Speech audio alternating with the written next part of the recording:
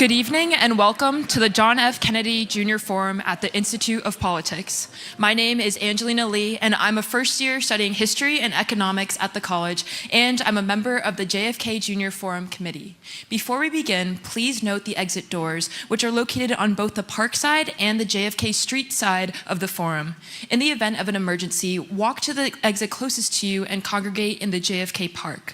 Please also take a moment now to silence your cell phones and join me in welcoming Harvard College undergraduate Robert Fogel.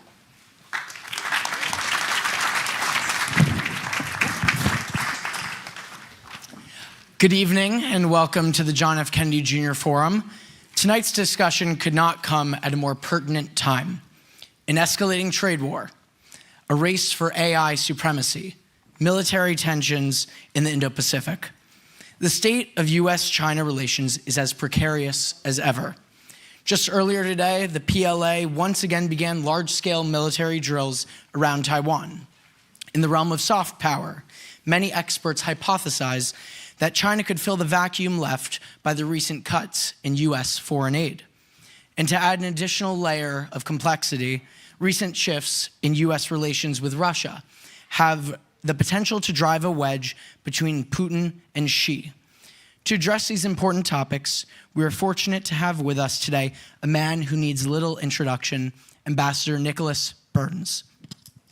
Ambassador Burns was the US ambassador to the People's Republic of China from 2022 to 2025.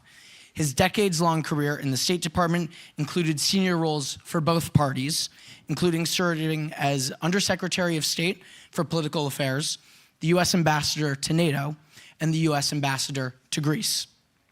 Prior to his most recent role, Ambassador Burns taught at the Kennedy School for 13 years, and while at Harvard, he founded the Future of Diplomacy Project at the Belfer Center, and he was the faculty director of the HKS programs on the Middle East and South Asia. Ambassador Burns has now returned to Cambridge, Massachusetts, resuming his role as the Roy and Barbara Goodman Family Professor of Diplomacy and International Relations. He is also a faculty affiliate at the Fairbanks Center for Chinese Studies. Beyond academia and government, Ambassador Burns is the vice chair of the Cohen Group, and he serves on multiple boards for nonprofit organizations. Raised here in Massachusetts, he is a graduate of Boston College and the Johns Hopkins School of Advanced International Studies.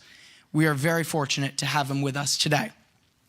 Moderating our discussion this evening is Rana, the S.T. Lee Chair in U.S.-Asia Relations at the Harvard Kennedy School. The author of several books on China, Professor Mitter is an expert on Chinese affairs and a frequent commentator in the media.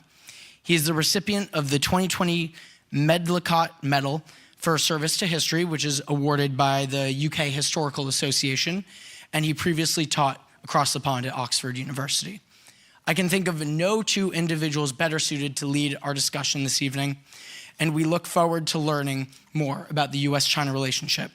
Please join me in welcoming our panelists, Ambassador Nicholas Burns and Professor Rana Mitter.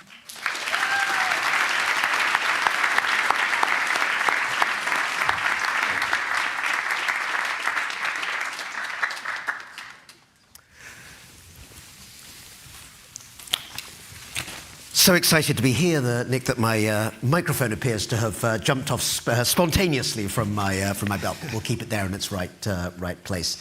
It's a huge privilege, actually, on this first day that Nick Burns is back with us at HKS, to be able to welcome him and actually also, in the gentlest possible manner, interrogate him about what he's been up to for the last 5 years when you were away from the classroom. And I think it's particularly wonderful on a day when you've returned to us from the land of the Red Star to the land of the Red Sox, whom I believe you are something of a fan.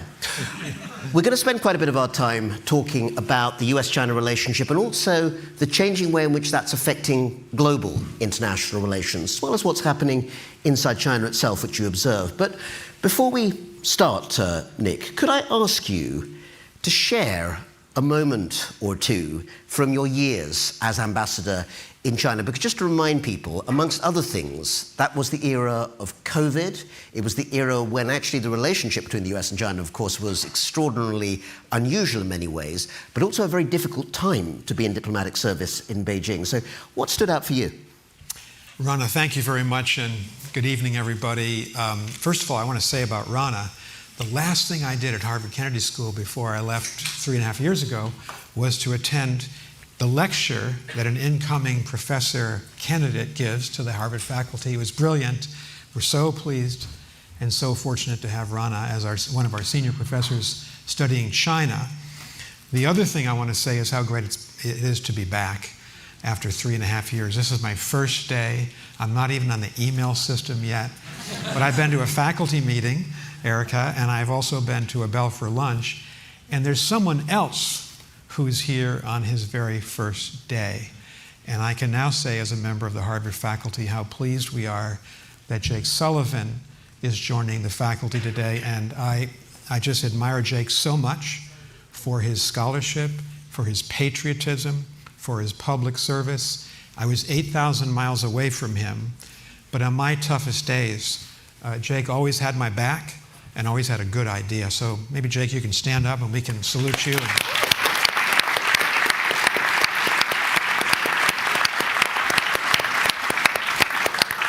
So we could organize an entire course around Rana's question. The way we talked about it beforehand is maybe what was my worst day and what was one of the better days. The worst day category probably outnumbers by a factor of 100 the better days in a very difficult competitive relationship between the two countries. I think then Jake will remember this. I think Speaker Pelosi's visit, Nancy Pelosi's visit to Taiwan, early August 2022, the reaction of the Chinese government to that. They shut down 8 channels of cooperation with the United States on fentanyl, on talking about arms control, really important subjects, and some of those channels weren't revived for an entire year. And the reaction to that taught me, and I was a new ambassador, I'd only been there 7 months, that we were in a situation where there was very little trust, and we didn't have senior levels of communication that year. In fact, what we wanted to do before the Pelosi visit and in the wake of it was to talk. We wanted Jake and Secretary Blinken and Secretary Austin to be able to do that, and the Chinese shut down those senior channels. That was a bad day, a bad time. The most mysterious crisis was the balloon crisis. You remember that balloon that floated across the national territory of the United States for 5 whole days. People in Montana were shooting at it, and it was a big crisis.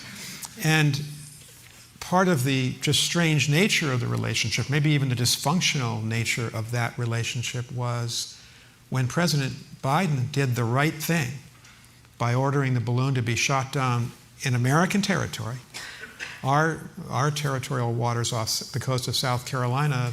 I was called in by the Chinese Vice Foreign Minister, who's a very good diplomat. He's now the ambassador in Washington, somebody I respect, Ambassador Xie Feng. He blamed us for the crisis. I thought that was an Orwellian twist on that 5 days. And so after that crisis, they shut down the relationship for another 3 months. And we decided, collectively in the Biden administration, the president decided, that we had to revive the relationship. In the summer of 2023, we began to re-engage, and that was our initiative. Secretary Blinken came out, Secretary Yellen came out, Secretary Raimondo, John Kerry, 100-year-old Henry Kissinger came out. And that was a meaningful visit by Secretary Kissinger. He arrived at 2 p.m. I met him at the airport. He said, "Let's go." And for 5 days, he met the Chinese leadership, and he was part of that revival. And then that led to the San Francisco summit, where President Biden and President Xi reestablished a working relationship where we could manage our differences. Those were tough days. And the common denominator is, in a relationship with not a lot of trust, with not, over a period of time, senior level communication, you really have to worry about a relationship. And I worried that we wouldn't be able to handle a crisis. I think we stabilized things in the latter part of 2003. And Rana, just because I do want to provide an upnote, much of what I had to do and much of what we did in the Biden administration was to compete with China. military competition, tech competition, human rights, economic. And that was, I think, the majority of what I did, how I spent my time. And I'm sure Jake would say the same thing. But we also tried to engage them on climate change. We did engage them, I thought, quite productively. We tried to elevate senior military communication, had some success. Admiral Sam Pomparo, he's our senior military officer right now in the Indo-Pacific. He's had 2, and we publicized these, 2 consequential meetings with the Southern Theater Commander of the PLA. So we reestablished that. President Biden pushed the Chinese leadership on fentanyl, and we began to get some progress. I think President Trump is right to continue pushing on fentanyl. So there's an engagement side of the relationship which we thought was important because sometimes our interests were aligned with China. Maybe the majority of the time they weren't, but you have to try to stabilize a relationship because you're not trying to fight, you're trying to coexist and operate on 2 different levels, competition, which is the majority, and engagement. The best day for me was late November of 24 when we were able to secure the release of 4 Americans who'd been held wrongly, unjustly, in Chinese prisons. 1 for 17 years, 1 for 12 years, 1 for 8 years, and 1 for 4 years. And I visited 3 of them, 3 on multiple occasions in their prison cells in Guangdong Province, Shanghai, and Beijing. And when they were able to be transferred to our custody, when I gave them their American passports, put them on the plane, when the plane took off and exited Chinese airspace, President Biden called them, then Secretary Blinken called them. And the last thing I did before I resigned on January 20th was Secretary Blinken and I had a video conference with the 4 of them now living in freedom, back with their families out of Chinese jails. So that was a good moment, and it's important to remember the good moments. Very much so. We'll make sure that we cover both the good and the bad as we discuss the significance of many of those events, Nick. You've given us an account of what were some of the high points in terms of policy as well as people during those 3 years, and I think that's a natural place to ask you where you think the US-China relationship is now. And I think, this audience, particularly since they've chosen to come to you, will know a lot about the general subject. But just to give you a slightly counterintuitive vibe that comes from a lot of people who spend time looking at this relationship, right now it seems that unlike the current administration's policy towards Ukraine or indeed the Middle East, China seems to almost be on the back burner, at least for a while. There's very little that's been said, particularly at the very high levels, about where the US is going in terms of that relationship. What's your feeling? I think it's a difficult relationship. Contentious, disputatious at times, very competitive. I talked about the 4 quadrants of competition, and this is really the heart of the relationship right now as I look at it. China wants to overtake us in military power and influence in the Indo-Pacific, and we can't let that happen. And President Biden spent a lot of time building up our strategic relations with our allies, Japan, South Korea, the Philippines, Australia, strategic partnership with India. I think technology has moved to the center of this relationship. Who's going to be first mover commercially on AI and AGI? Mm-hmm. Biotech, quantum computing, and there are going to be military spin-offs in revolutionary technology. We don't want to be behind the curve, and so we're competing. The president made a lot of strategic investments in the private sector and in universities, in R&D to universities, which is so important. We're talking about that right now in the United States, and that's what President Biden believed. That strengthened us for the competition. I talked to a senior member of our business community today who came back from the China Development Forum, and there is no level playing field for the more than 10,000 American businesses there in a $642 billion two-way trade relationship, our 3rd largest trade partner. So that was a priority. So it's competitive, and it's competitive on human rights. I applaud what Secretary Rubio did yesterday. He sanctioned several Chinese officials for human rights violations in both Xinjiang and in Hong Kong. The Biden administration had done that, and now the Trump administration has done that. So, competition. But as I said before, we were very focused on not allowing that competition to get out of hand. Nightmare scenario would have been, it didn't happen on our watch, a collision of two naval vessels in the Spratlys or Paracels or the Senkakus. Could we handle that crisis? Could we manage it? Or, God forbid, something even greater on the military side.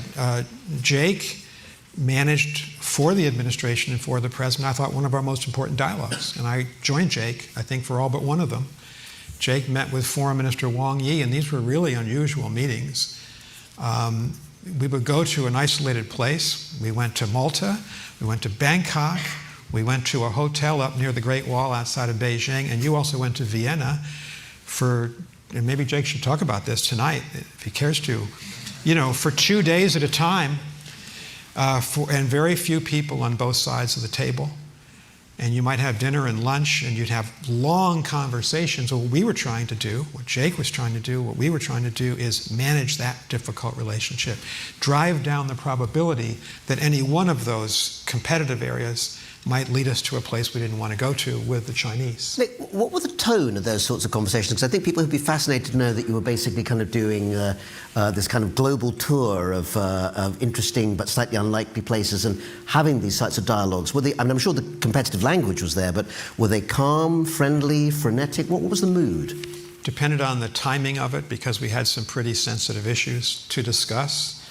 But I think they gave our side and their side time to spend 4 or 5 hours on a subject. In a normal diplomatic meeting, if you're doing a bilateral meeting, you're lucky, especially with consecutive translation, you're lucky to get 2 or 3 hours of good conversation. These were multiple days of conversation. I also think President Biden had 3 in-person summit meetings and also had phone calls and virtual meetings. And because of the Chinese system, where of course President Xi is the great, he makes most of the decisions. He wields extraordinary authority in that system. President Biden had to interact with President Xi, and those meetings were consequential.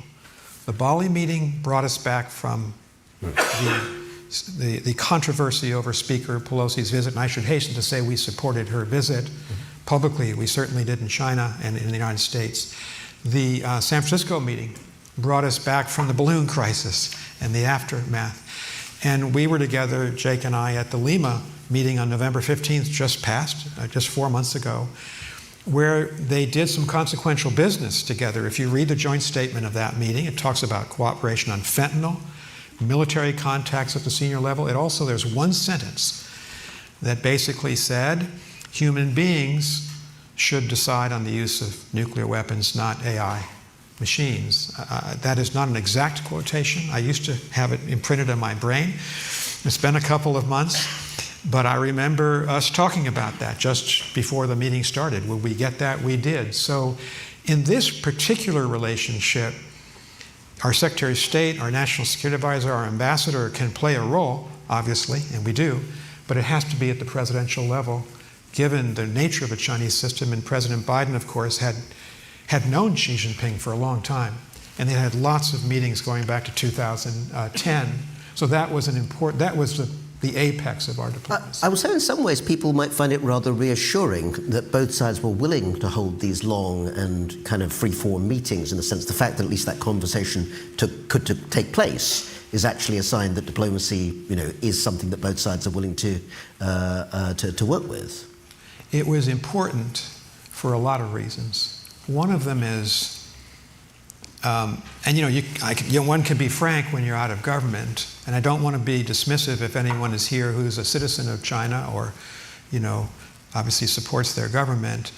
There is a certain sterile nature to our daily diplomatic conversation, and my team and I, we had a great team, by the way, of public servants in China, of men and women who had trained, many of them at this school, who spoke Mandarin fluently, and they were our daily interaction with the government of China.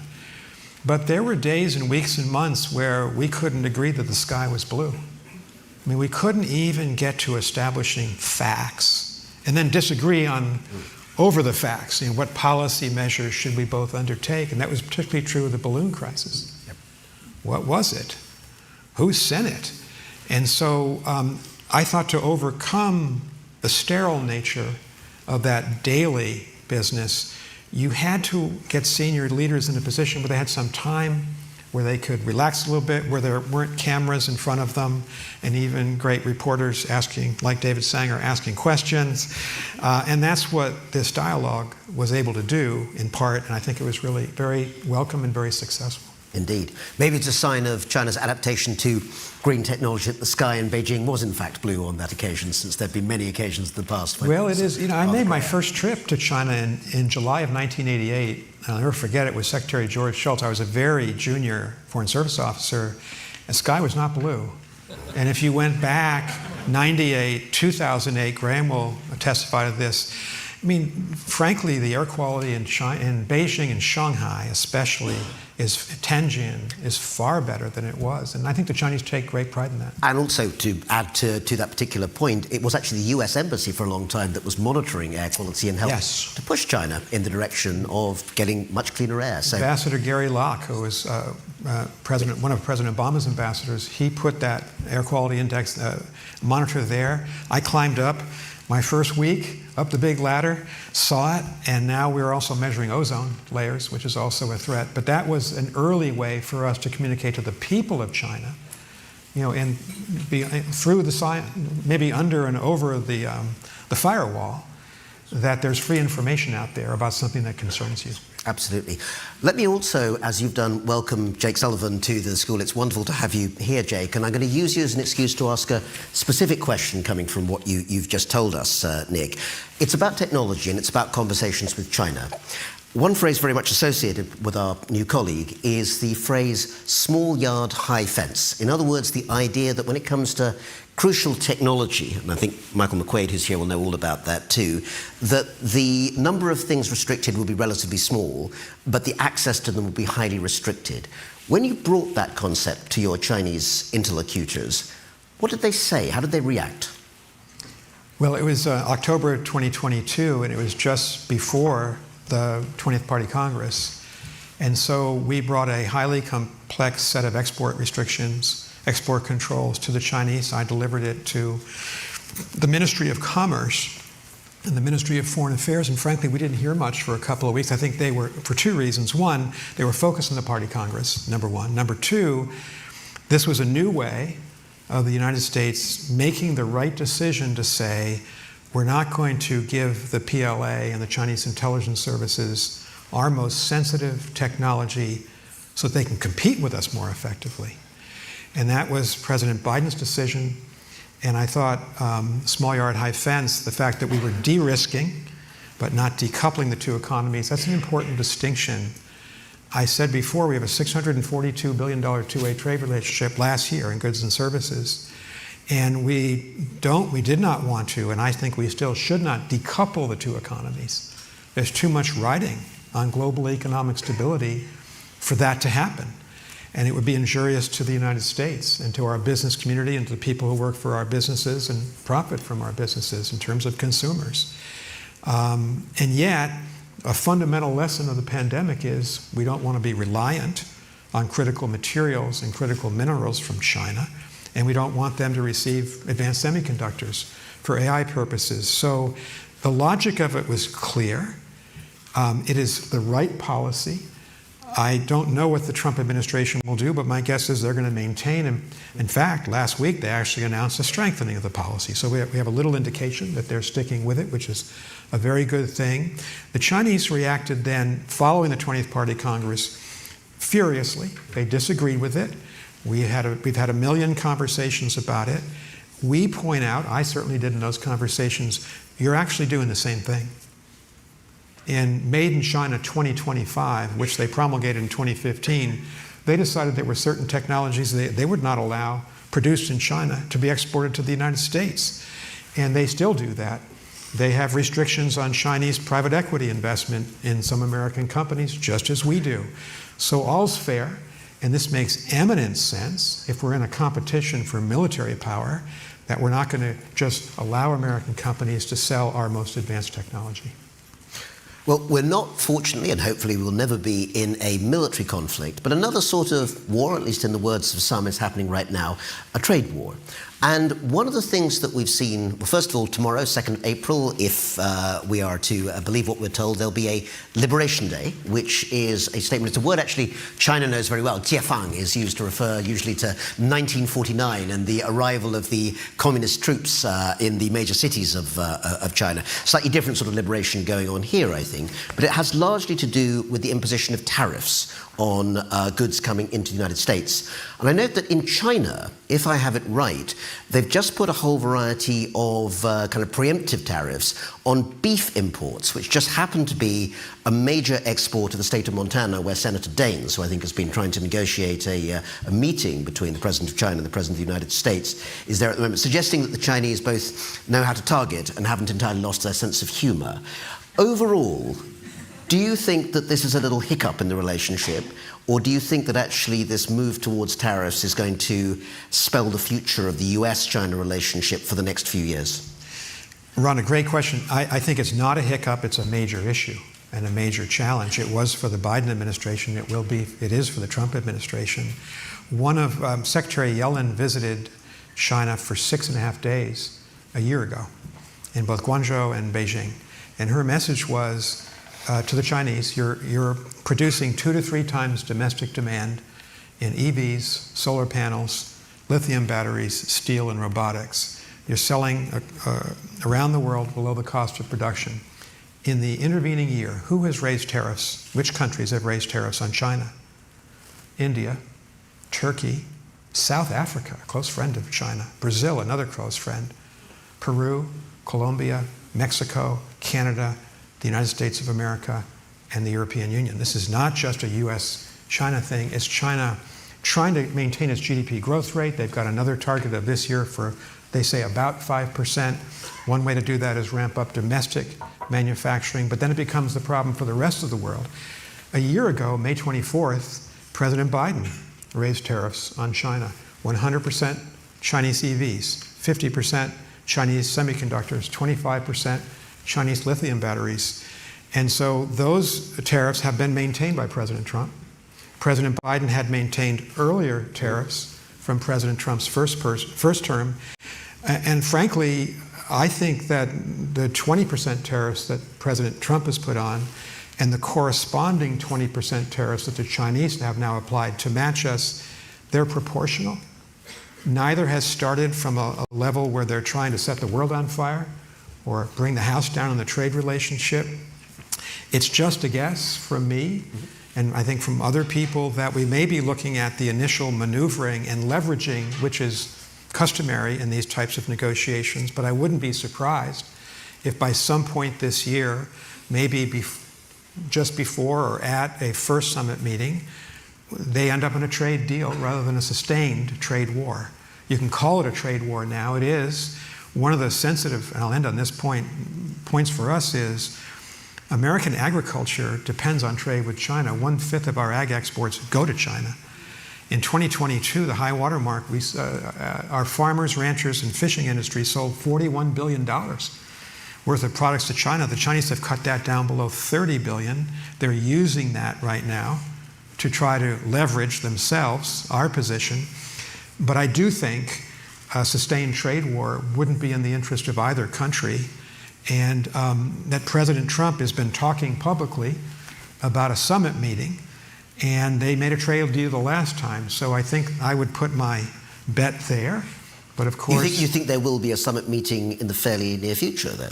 I don't, when the administration started, they were talking publicly about an early summit meeting, I don't know. The talk is now it could be in the autumn. One thing, just having worked with the Chinese on summit planning, they do want to have everything worked out before the summit starts. So a lot of work needs to be done, and I credit Senator Gaines for traveling last week to China Development Forum. Here's another point, Rana, about our relationship. We got to keep our people connected. And yet for the last 5.5 years now, we've had one governor visit China. It was Governor Gavin Newsom in October 2023. And until Senator Daines set foot in Beijing last week, we'd had exactly one congressional delegation in 5.5 years. That was Senator Schumer, Majority Leader Schumer, a year and a half ago. And, we need more connectivity by members of Congress. We need, I think, to keep Chinese students coming to the United States. You actually made quite a school. big splash on Chinese students during your last year as ambassador, Nick, when you talked about the disparate numbers between US students going to China, Chinese students in the US. Could you just give us those numbers again? Everyone may not know them. Pre-COVID, there were 375,000 Chinese students in the United States. As of the end of December 24, there were 277,000. So significant decline, but the Chinese students are the leading group undergraduate in the United States, second among graduate students, second to India for the very first time in 2024. The problem, and I took the position, we took the position as an administration that we implemented an executive order that President Trump had put into place in 2020 that essentially says, if you arrive at our visa window at Embassy Beijing or Consulate Shanghai and you're a Chinese, you want to go to graduate school and study nuclear physics or nuclear weapons design at Caltech, you're probably not going to get the visa. You're definitely not going to get it. That's a very slim number of applicants, but we do screen for that. And it's actually an important screen, and we believe that was the right screen. But we took the position that we wanted Chinese students in the United States. We wanted young Americans and young Chinese to get to know each other and to study together, because you don't want two societies to be decoupled.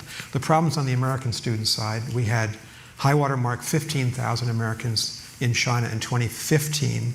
By 2022, we were down to 350 American students. We're now up, we were at the day I left, which was January 14th when I flew out, we were at 1,105. Why do I know that number? We counted. We called every university in China and said, do you have an American student? The number was 1,104. And then I went to Guizhou University in the first week of December. I talked to the president of the university. I said, do you have any American students? He said, yes. And this American student appeared from behind a curtain. He was there. And he was this young man, 19 years old, from Sacramento, California. I said, why are you here? In Guizhou, which is a beautiful place. He said, when I was in high school, he said, in Sacramento, my girlfriend was from the Baha'i community, excuse me, and she had immigrated to the United States. I said, is she still your girlfriend? No, but I still came. And I came to China, and he spoke fluent Mandarin. He lived with Chinese students in a dorm. He's passionate about the relationship. He wants to come to the Kennedy School, and we should admit him when he applies. And he wants to be part of a new American administration that knows China. So I said, Jared, you are 1,105. So we've got to keep connections academically, people like you, making bridges academically to the Chinese. If we get into a situation where we begin to say, can't have students meeting together, can't have business people. We had 5.5 million tourists going back and forth. That's a $30 billion industry for the United States, and that's evaporated. I don't think we'll do well in this relationship if the bottom falls off out of our social contact, and so I think that's an important thing for us to maintain. Since you're out of post and free to speak now, Nick, I'm going to ask you a straight question. Not about everything. Well, Right. I'll put the question to you. You're welcome to try and dodge it. What do you think should happen about Taiwan, and what do you think will happen about Taiwan? So I just met with the Harvard undergrads, and many of them are here, who are part of the IOP forum, and they're really smart undergraduate students, and we talked about Taiwan. This is such a complex subject. We should teach a course on this here, but you'd need 5 months. I believe there's some experts in the audience. We've had remarkable success, every president now, for 53 years. We've maintained a one China policy, and we've not deviated from it. And we've also implemented, since January 1st, 1979, the Taiwan Relations Act, and those are the twin pillars. And they've worked, and they've kept peace across the Taiwan Strait. And I personally believe, but more importantly, President Biden believed we should maintain that policy. It's been successful. The Taiwan Relations Act is interesting. It says many things. 2 of them that pertain to what we must do are, we must provide defensive military technology to the legitimate defense needs of Taiwan. And second, the United States must maintain a a sufficient military presence in the region to ensure the peace. We've done that. And the Biden administration felt it was important to try to expand and strengthen the deterrent capacity of the Taiwan authorities. We did that. I was very pleased to see that last week the Trump administration announced another tranche of support publicly for the Taiwan authorities. Pleased to see Secretary Hegseth say that he supported that his president, President Trump, supported it, and pleased to see him say in both Tokyo and Manila that the United States supported our treaty commitments. That's part of the Taiwan configuration. Last point, in a very difficult, complicated subject. Isn't it incumbent on the authorities in Beijing to commit themselves to a peaceful resolution of this dispute? They announced yesterday significant military exercises. This happened repeatedly when I served there, when we served together. These are simulated attacks on the people who are living in a free society in Taiwan. And they are, it's not right, it's not smart, it raises the temperature. And so we are right to ask the question, shouldn't everyone around the world pressure the authorities in Beijing to commit to a peaceful resolution? And Secretary Blinken started talking publicly any chance he could get, and he was right to do it. Think of the economic consequences to the global economy should the Taiwan Strait be shut down, because 50% of the container traffic monthly goes through that strait. So I think the pressure, frankly, shouldn't be on us. We have a one China policy that works. It should be on the authorities in Beijing. In a moment or two, I want to get to audience questions because I know there will be lots of them, but I want to just put one more question to you about the future before we move to our audience here, Nick. Right now, I mean, I think we're all aware that world order is changing very fast, often in a matter of hours, let alone days and weeks. But I think one thing that is going to be constant, and actually something we're studying at the Belfer Center through the Middle Powers Project, which Megan O'Sullivan and other colleagues are putting together, a very, very important project, I think, is understanding how the countries that aren't the US and China, particularly in the region, think about these questions. If you had to give advice, and for this purpose you do have to give advice, to the United States on how it can win over the global south, and particularly the countries of the region of Asia, at a time when the competition between the US and China for geoeconomic strength, for trade agreements on which technology they're going to use, which creates huge past dependency, whether it's a US firm, whether it's Huawei, whatever it might be. What's the US got in its locker that it can bring out to try and make the case in that crucially important regional and global competition? 4 words. Be nice to allies. Seriously. Be nice to allies. Here's the reason I say that. When you're in a competition, this is an epic, multi-decade competition. If we did a typical exercise here at the Kennedy School, if we asked the students, okay, objectively, on a series of matrices, who's more powerful, the US or China? Military power, tech power, and Graham and his studies has done a lot of this. Soft power, economic and trade power. It's pretty close. The Chinese line publicly is, the United States is more powerful. I think we're near peer competitors. However, if you add to the American side of the ledger our treaty allies in the Indo-Pacific, think of the power that Japan, which operates in many ways extremely closely, diplomatically as well as militarily with the United States, of the Philippines, opening up 9 bases to American forces over the last 2.5 years, of Australia, of India as a strategic partner, and add NATO. Why? Because every time I needed help in limiting what the Chinese are doing, or what Jake needed help, or the president did, we turned to NATO and the European Union. They had a declared policy.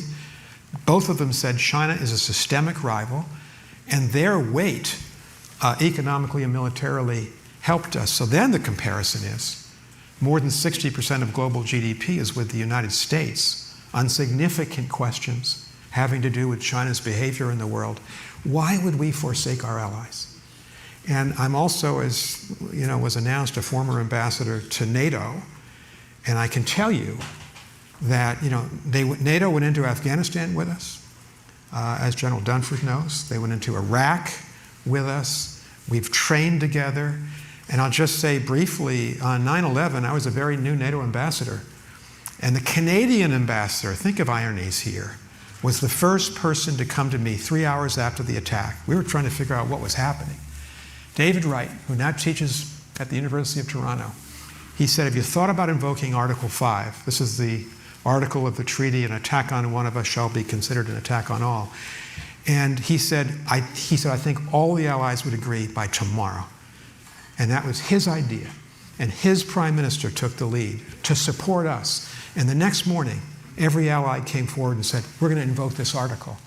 I figured I needed adult supervision. I called Condi Rice, whom I knew very well. She was in the Situation Room. It was 4 in the morning after the attacks. I said, Condi, the allies want to invoke Article 5. She said, go for it. I said, Condi, thank you. And I'm calling to get the president's personal instruction to invoke Article 5. She said, go for it. I tried a third time. I said, but I really need the president. She said, he's had a really bad day. Go for it. But then I said, okay, I'll take that as my presidential instruction, and we will vote for Article 5, which we knew the day after the attack meant Osama bin Laden. And we knew it meant probable military action. So the allies were going to fight with us. She said to me, before you go down and vote for this, I want to say one more thing. I said, what's that? She said, it's good to have friends in the world. And I've never forgotten that. And I've thought about it a lot in the last couple of months. All of the talk against NATO, demeaning allies, challenging the sovereignty of Denmark, challenging the sovereignty of Canada, suggesting, not joking, that Canada should be the 51st state. This makes no sense for the United States. The allies build us up. They're our best friends. They never forsake us. We argue about lots of things with the allies, but they're always there when we need them. So my advice is build your alliances and be nice to them because you need them. That was my experience in government. Well, fortunately, I think, Nick, it's fair to say that every single nationality you've mentioned and more are present here at HKS, and I think probably in the audience today. So I'm going to call on my allies, I hope, in the audience to come to the 4 microphones that you will see placed, I think 2 at this level, 2 upstairs. And if you want to line up, we'll take questions from the audience to Ambassador Nick Burns, Professor Nick Burns, as I should now redub you, I think, on this case. Let's start on this side here. And if you feel comfortable, please do just give us your name and your affiliation as well. And if not, just claim your name as Dave. Go ahead. Yeah, thanks so much. Thank you so much, Ambassador Burns, for being here. My name is Mike. I'm currently a sophomore at Harvard College studying applied math. And I think it was just super wonderful to hear you speak about Chinese students because I'm one of those 277,000 Chinese students who came here before COVID and one of those who stayed after COVID. So I think it was wonderful that you speak about our experience here. But my question is about the ICE deportation that just happened last week in Boston with one of the Tufts students, because I think one of the major concerns I'm facing right now is what the US government is seeing, like what status are Chinese students seeing as one of the non-American student groups in the States. Because I do think as Chinese students, there's a looming trade war that's going on. I think there's various security reasons that we don't have access to the highest technology or majors that we can study here, and especially in the college and graduate school at Harvard, I think a lot of those concerns are very relevant. So I'm just wondering, what role do you think Chinese students can play, at least in the near future during Trump's administration? Thank you, Mike. Nick. Mike, thank you for your question. I don't want to comment on what happened with the Turkish student from Tufts for one reason. I don't know the facts.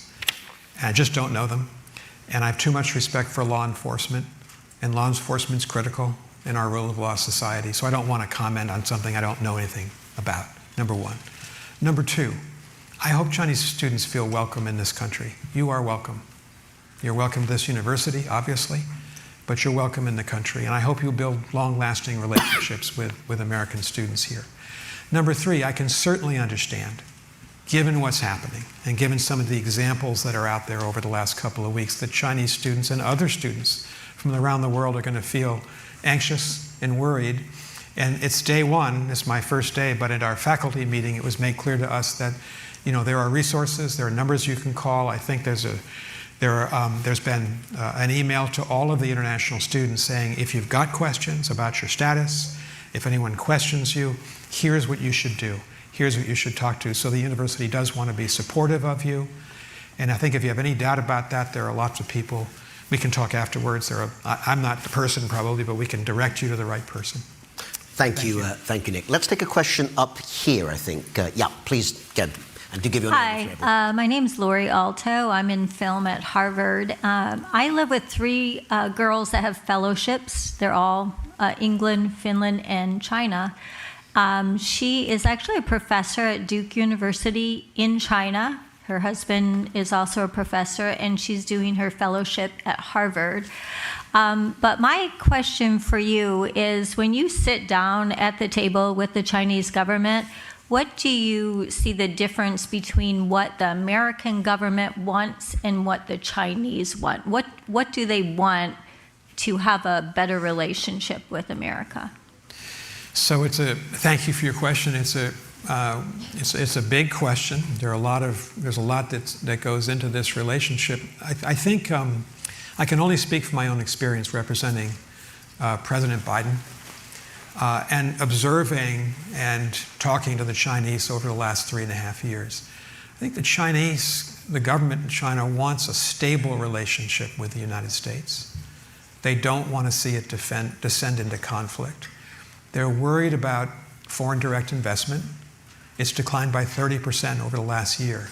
So there's a big effort now in conversations with U.S. officials, but also with the U.S. business community to keep the American business presence there, and it's huge, over 10,000 companies, number one. Number two, I think they do want to work, with the United States on a series of multilateral, big global issues like climate change, and we took that very seriously, both John Kerry and John Podesta, who are our two climate envoys for President Biden, and they worked really hard. We didn't agree on everything. We disagreed with methane levels, nitrous oxide, coal plants, but we also understood we were the two largest carbon emitters and had some responsibility to each other as well as to the global commonwealth in order to do something about climate change. So that worked pretty well. So I think there are a number of areas where we agreed what the goal should be, but there were many more where we disagreed. And we've talked about them, the competitive issues in this relationship. But I think my sense of the government in China is a lot of highly educated, very impressive people, many of them with fluent English. Many of them have lived for years in the United States, which is another reason why we need young Americans to have similar experiences in China, because when you're sitting across, as Jake and I have done, and Graham has done this as well with the Chinese leadership, you've got to be on your game. They're sophisticated. They know their facts. One last point. There was often confusion in Beijing about my role and roles of other ambassadors from other countries, to be clear. And maybe it's particular because of the authoritarian nature of the government of China. They kept saying to me until my very last day, we want you to be a bridge and just only be positive and just be a positive bridge between the two countries. And part of my job was to be a bridge, communications bridge, but my only job was to represent the president and the United States. And I marveled that they sustained this campaign to convince me otherwise for nearly 3.5 years. But I think it's important as you think about what diplomats do, whether you're a Chinese diplomat or the American diplomat. Sure, you want to connect governments, but you represent one government, not both governments. Thank you, Nick. I'm going to try and give each mic at least one question, so I think we've got one over here. And again, do tell us who you are, if you would. Yeah. Hi, Ambassador. Thank you for coming to speak with us at Forum today. My name is Safina. I'm a first year at the college studying government and astrophysics, and that's actually what my question is about. You've talked a little bit... I'm not an expert on astrophysics. I'll try. It's more policy related. But you've talked a little bit about how the main relationship between China and the US is technological competition. And advances in space technology have often been linked to politics, like the space race, for example. However, there have been concerns that the notion of space as a global commons is eroding. There were reports, I think 2 days ago, that China is practicing dogfighting with satellites in space, which is sort of a policy gray area. So my question is, how do you approach diplomacy in areas where there's little precedent, such as emerging scientific and technological developments in space? And how do you see diplomacy developing in these areas? The future of diplomacy, you might say, Nick. Exactly. Thank you. This is a very important question, and one that's largely unresolved, and frankly, even not discussed very much, not because we're not trying, with the Chinese leadership. I'll just expand your question, if you'd let me, a little bit. If you think about the rapid growth in Chinese nuclear weapons program, trying to achieve parity with us, this is in our annual, our public unclassified Defense Department report, every year catalogs this. China has largely refused to talk to the United States about this. If you think about the danger of space-based weapons and a competition in space, and then add a third category, which is cyber, and just, Google Chris Wray's public statements. Our very good former FBI director, Chris Wray, his public statements at the Munich Security Conference in 2023, his testimony unclassified to Congress about the cyber offensive of the People's Republic of China against the United States, our industry, our grid. These are forbidding issues. Graham, who's the founding dean, Graham Allison, Professor Allison of our school, wrote the great book, the greatest book on the Cuban Missile Crisis, which we still study today. He has spent his whole career focused on this issue. In that old Cold War, and I'm old enough that the first 10 years of my career were the old Cold War, we managed, President Kennedy started it, to talk to our most powerful rival about the most sensitive issues, beginning with the Test Ban Treaty in 1963. And it was our belief that in the Biden administration, we should be able to talk about these issues largely shut down by the Chinese. And when our allies try to talk to the Chinese about these really important issues, and I'm glad you're majoring or minoring or astrophysics, they refuse to discuss it. Even today, there are conversations between the United States and Russia about arms control, but not with China. We managed to have one meeting, we made it public, we issued a statement this past autumn at the Assistant Secretary of State level to talk about nuclear weapons. It lasted about 3 hours, and then the Chinese told me later, no more meetings. So I think it's another challenge for China. It wants to be a great power. It says it wants to be responsible, and yet this is not responsible. It's not responsible to our relationship, to their own citizens, and to the world. It's a really important question you've just asked. We'll see what more we can squeeze in. I think this microphone is also open. Please, do give us your question and your name, if you could. Thank you, Dr. Burns, Ambassador Burns, for being here. My name is Laith Mustafa. I'm a master's student at the Fletcher School. You mentioned both events, the balloons events in June 23 and the San Francisco summit. Following both of these events, Biden branded Xi Jinping as a dictator. I'm wondering, how do you view, I feel like this echoes not just Mr. Biden's words, but also academia and policymakers in the US, particularly the dominance of liberal political theory. On the other hand, sorry, sir, could you make sure to get to the question, because the time is a little short. Yes, what's the question? Yes, Professor Burns? 2 seconds. Professor Graham Allison here made a bet in January that he believes the status of Sino-American relations will be improved. But your question, sir, what's the question? And my question, how will U.S.-Chinese relations improve given the limitations of dominance of liberalism in U.S. as opposed to realist political thought? I'm very glad you see dominance of liberalism in the U.S. at the moment, sir. Not everyone else does, but Nick, go ahead. Thank you, and thank you for your question. I think we have probably insufficient information or data right now based on 2.5 months of the Trump administration about whether or not the U.S. and China can achieve a stable relationship while we compete, because we're going to compete. The administration, just to give it a break, is dealing with a lot of economic issues, with the tariff issues, and with the Russia's illegal invasion of Ukraine issue. And we haven't seen a series of statements that really explain what their theory of the case is about U.S.-China relations. So I'm sure we'll see it. But what we do know is that President Trump is leading with economic issues, with the tariffs, that there have been discussions between our new trade negotiator and Vice Premier Hurley Fung last week. Jameson Greer had that discussion, but very little senior level contact. So I don't want to criticize the administration at all, because I don't think they've really revealed what they intend to do. I don't know about the public guess or estimate that Professor Allison made, and he would be a better judge of that. But I would say that, from what I can see, President Trump wants to have a close relationship with President Xi. That was true of President Biden as well. And that they've been talking about a summit meeting. We'll see if one is held. But in the Chinese system, you've got to get to that summit, because Xi Jinping is the person who decides everything.